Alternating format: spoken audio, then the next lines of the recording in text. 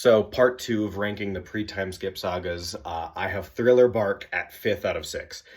I'm gonna go through each of the ones and explain why I like or dislike them. I think this is a mixed bag though. First, we're gonna start with the Ice Hunter filler arc. I think it's got some really fun fights. I think it's one of the better filler arcs.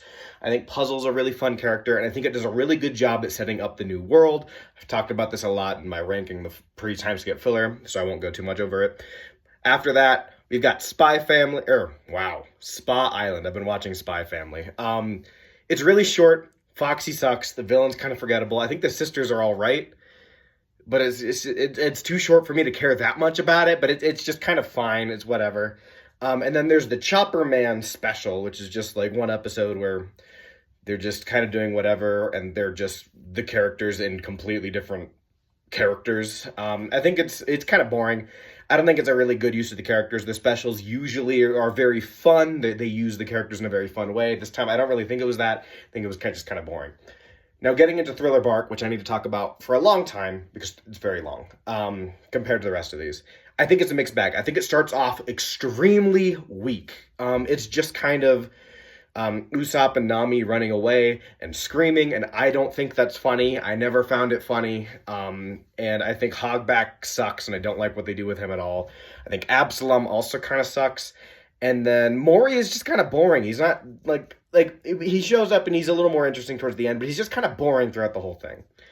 And then the middle little bit of it, I think Oars is a really, really cool thing to introduce, just like, oh, this giant guy that you're going to have to fight. I think Ryoma was really fun. I liked his fight. Brook, obviously, was like more important during this time, which I think he's great. Perona's also really fun. And then Lola. Like, I think it introduces a lot of good characters. I don't think it does that much with any of them, except for Oars, but, like, and Brook, I guess. But, like, it doesn't have that much with them. That being said, I think the end of Thriller Bark, the last like 10, 15 episodes are incredible, are like some of the best in the show. Kuma's really fucking cool, and they introduce him out of nowhere, out of absolutely fucking nowhere. Really, really love everything they did with him. Luffy had his shadow form, his nightmare form, whatever, where he just got super strong and he fought Oars. The fight versus Oars is one of the best in the entire franchise, so far at least. I really like what they did with Kuma giving Zoro Luffy's pain. I really like how Brook joined the crew. I think it's got some of the strongest episodes in the whole show.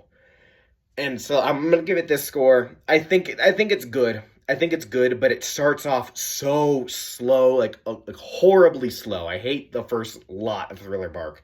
And then it ends absolutely incredibly. I think it's really good at the end.